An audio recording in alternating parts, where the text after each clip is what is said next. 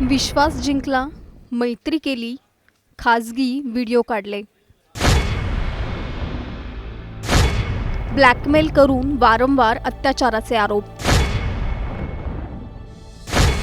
पुण्यातलं हादरवणारं प्रकरण नेमकं काय? कॉलेजमध्ये झालेली साधी ओळख, सोशल मीडियावर सुरू झालेलं बोलणं, प्रेमाच्या नावाने दिलेला विश्वास आणि त्यानंतर सुरू झाली भीती, दबाव आणि अत्याचारांची मालिका. पुण्यात समोर आलेल्या एका प्रकरणाने संपूर्ण शहर हादरलंय. पीडित तरुणीच्या तक्रारीनुसार प्रेमाचा आमिष दाखवत तिच्याशी जवळीक वाढवण्यात आली. त्यानंतर तिच्यावर वारंवार अत्याचार करण्यात आले. खाजगी व्हिडिओ काढल्याचा आरोप आहे आणि ते व्हायरल करण्याची धमकी देत अनेक महिने तिला गप्प राहण्यात भाग पाडल्याचाही आरोप करण्यात आलाय. या प्रकरणात मुख्य आरोपीसह इतरांवरही गंभीर आरोप करण्यात आलेत. नेमकं काय घडलंय पीडित तरुणीसोबत जाणून घेऊया या सविस्तर रिपोर्टमधून. त्यासाठी हा व्हिडिओ शेवटपर्यंत पहा आणि टाइम्स नाऊ मराठीला लाईक, फॉलो आणि सबस्क्राईब करा.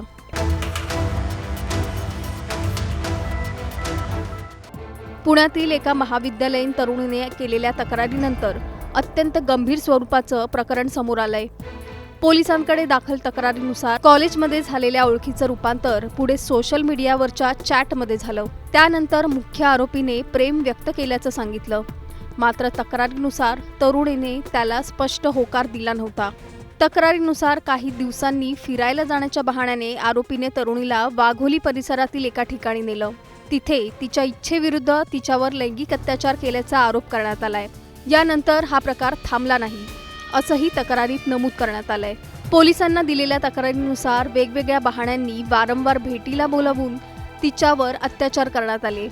तक्रारीत असा आरोप आहे की मुख्य आरोपीसोबत इतर काही आरोपींनीही या गुन्ह्यात सहभाग घेतलाय. प्रत्येक वेळी भीतीचं वातावरण निर्माण करून पीडितेला गप्प राहण्यास भाग पाडलं जात असल्याचा आरोप आहे. या प्रकरणातील सर्वात गंभीर आरोप म्हणजे पीडितेचे खाजगी व्हिडिओ शूट करून ते सोशल मीडियावर व्हायरल करण्याची धमकी देण्यात आली आहे. तक्रारीनुसार या भीतीमुळे आणि बदनामीच्या धास्तीमुळे पीडिता अनेक महिने कुणाकडेही मदत मागू शकली नाही. यानंतरही आरोपींनी वेगवेगळ्या कारणांनी तिला भेटीला बोलवल्याचा आरोप आहे. आजारी असल्याचं सांगणं, असाइनमेंट परत देण्याचा बहाणा करणं, माफी मागण्याच्या नावाखाली पुन्हा भेटायला बोलावणं, अशा प्रकारे तिच्यावर दबाव टाकण्यात आल्याचं तक्रारीत नमूद करण्यात आलंय. 4 मित्रांनी मिळून जी पीडित महिला आहे त्याच्यावर 4 मिळून अत्याचार केला आहे आणि त्याचे व्हिडिओ आणि फोटोज असे त्याला धमकी देऊन व्हिडिओ रेकॉर्ड करून त्याला ब्लॅकमेल केल्याचा असा प्रकार आहे. नेमकं किती जणांनी अत्याचार केला आहे थोडं सविस्तर? याच्यामध्ये आतापर्यंत 4 आरोपींचे नाव समोर आले आहे. त्यापैकी 2 जे आहे ते अरेस्ट आहे, 1 जुवेनाइल आहे आणि 1 जो आहे तो फरार आहे. सर, तुम्ही सांगितलं की त्याला ब्लॅकमेल केलं जायचं, त्यांनी कधी विरोध नाही केला आहे? आता पीडिता जी व्यक्ती आहे, पीडिता महिलाचे व्हिडिओ रेकॉर्ड असल्यामुळे ती कधी घरी सांगू शकली नाही, कारण तिला पण भीती होती व्हिडिओ व्हायरल व्हायचे. त्यामुळे कधी ती घरी सांगण्यात तिने प्रयत्न केला आणि तिची हिंमत पण झाली सगळ्या गोष्टीवर. सर, FIR मध्ये कोणतं कलम लावलं? FIR मध्ये जे आहे पनिशमेंट ऑफ रेप लावलाय, BNS 64 हा कलम लावण्यात आला आहे. सर, गँग रेपचे काही कलम लावले आहेत का? आणि अजून तर काही आजपर्यंत गँग रेपच्या अजून काही कलम याच्यामध्ये लावण्यात नाही आलेले. सर, आरोपींना आज न्यायालयात हजर केलं होतं, नेमकं काय आज कोर्टात घडलं? आज आरोपींना न्यायालयात हजर केलं होतं रिमांडसाठी. आम्ही खूप प्रयास केला की त्यांना पोलीस कस्टडी मिळावा. मेहरबान कोर्टाने त्यांचा मंजूर केला. याबद्दल कधी न्यायालयात हजर केलं होतं त्यावेळेस किती दिवस PCR भेटला होता? 16 तारखेला FIR झाली, 20 तारखेपर्यंत त्यांना पोलीस कस्टडी मिळाली होती. पीडितेच्या तक्रारीनंतर पोलिसांनी वेगवेगळ्या गंभीर कलमांनुसार गुन्हा दाखल केलाय. आतापर्यंत 3 आरोपींना ताब्यात घेण्यात आलंय. त्यामध्ये एक अल्पवयीन आरोपी असल्याची माहिती समोर आली आहे. आणखी एका आरोपीचा शोध सुरू आहे. दरम्यान न्यायालयात आरोपींना हजर करण्यात आलंय. पोलिसांनी कोठडीची मागणी केली होती, मात्र न्यायालयाने त्यांना न्यायालयीन कोठडी सुनावल्याची माहिती समोर येते.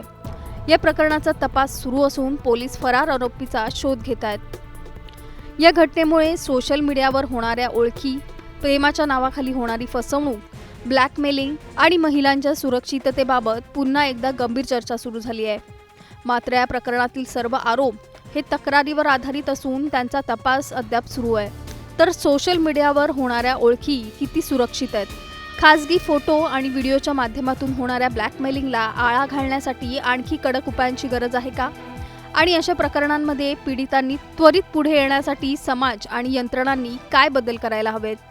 तुमचं मत आम्हाला खाली कमेंट करून नक्की सांगा आणि चॅनलला सबस्क्राईब करा. 4 मित्रांनी मिळून जी पीडित महिला आहे त्याच्यावर 4 मिळून अत्याचार केला आहे आणि त्याचे व्हिडिओ आणि फोटोज असे त्याला धमकी देऊन व्हिडिओ रेकॉर्ड करून त्याला ब्लॅकमेल केल्याचा असा प्रकार आहे. त्याचं नेमकं किती जणांनी मुलींची अत्याचार केला आहे थोडं सविस्तर.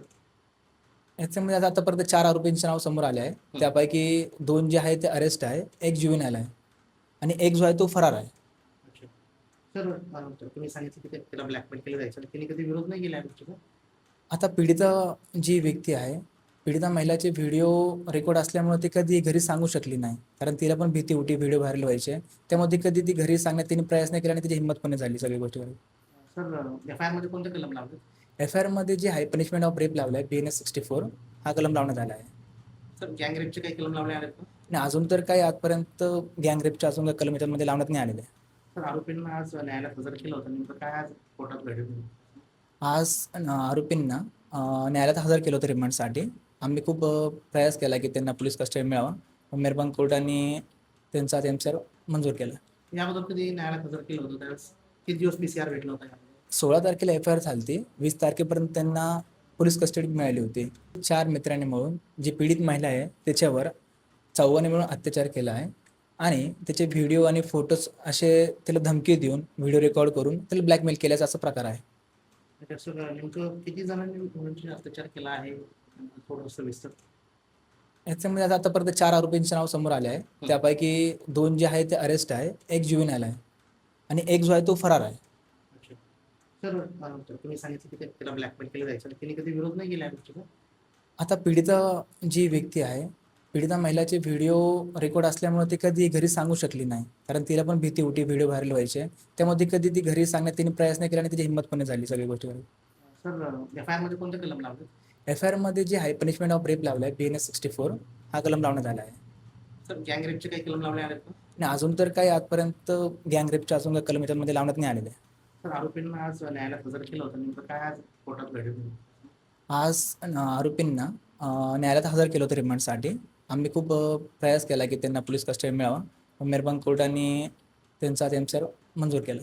याबद्दल कधी न्यायालयात हजर केलं होतं त्यावेळेस किती दिवस PCR भेटला होता यामध्ये? 16 तारखेला FIR झाली, 20 तारखेपर्यंत त्यांना पोलीस कस्टडी मिळाली होती.